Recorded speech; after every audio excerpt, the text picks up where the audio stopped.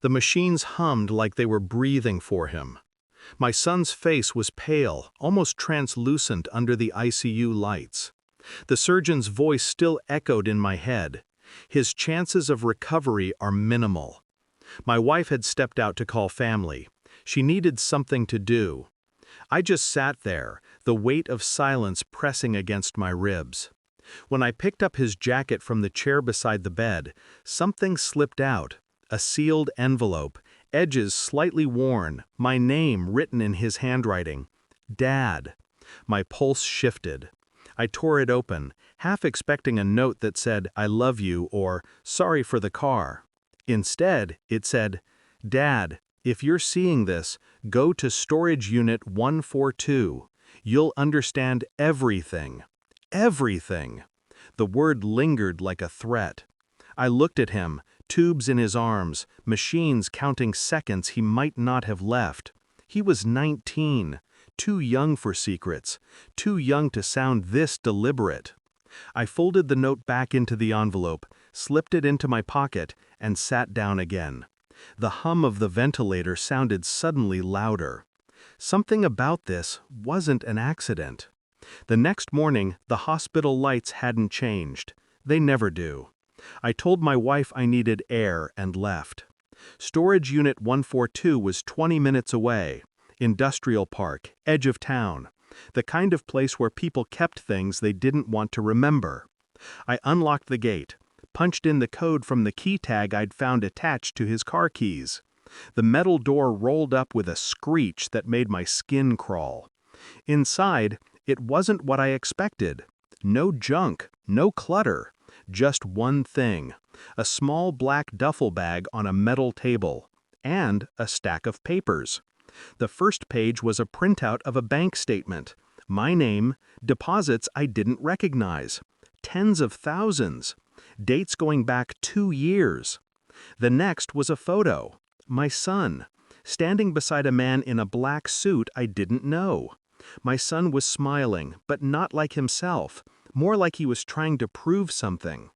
Underneath, a flash drive taped to a piece of paper with 3 words written in red ink, "For when it's safe." I didn't feel fear, not yet, just cold clarity, the kind that comes when the truth starts to whisper.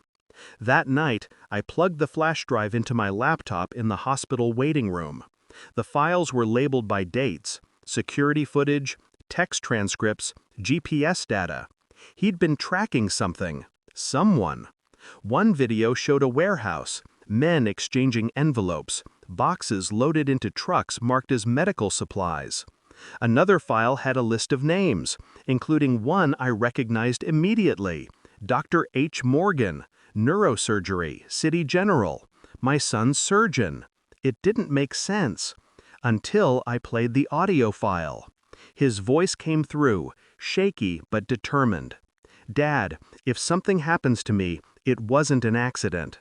They're laundering money through the hospital. Transplant donors that don't exist. Dr. Morgan's in on it. I have proof. But they found out I was tracing the transfers." Then, silence. I looked up from the screen at the hallway leading to my son's room. The doctor's office was 3 doors down. The accident, the car, the impossible chance crash. The truth began to shape itself. When Dr. Morgan walked into the ICU that night, I was waiting. "Any updates?" I asked. He gave the same tired smile he always did. "We're doing everything we can." But his hands were shaking, slightly, enough for me to notice.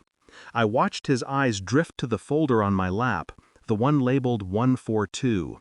His expression flickered. That was enough. "You knew," I said quietly. He didn't answer, just stared, calculating whether to deny or deflect. I didn't push. I didn't need to. I'd already sent the files anonymously to every major news outlet in the state. By morning, headlines spread faster than infection. Hospital fraud scandal, surgeons linked to organ trafficking network. Dr. Morgan resigned within hours. Federal agents arrived before noon. My wife thought it was coincidence. I let her think that. 2 days later, my son opened his eyes. The nurses called it a miracle. I called it timing. He didn't remember much, or pretended not to. The look in his eyes when I showed him the envelope told me he knew exactly what he'd done. "You finished it, didn't you?" he whispered. I nodded once. We did. I never told him about the drive copies, the offshore accounts I found in the files. I moved the money, donated half, the rest locked away, under a name that no longer belonged to anyone. Dr. Morgan's name trended for weeks, then disappeared, like all villains who finally meet daylight. It's been 6 months. My son walks again, slower, quieter. He doesn't talk about that night. I don't ask. The storage unit is empty now, just dust and silence. Sometimes I drive past it, the number 142 still painted in black on the metal door.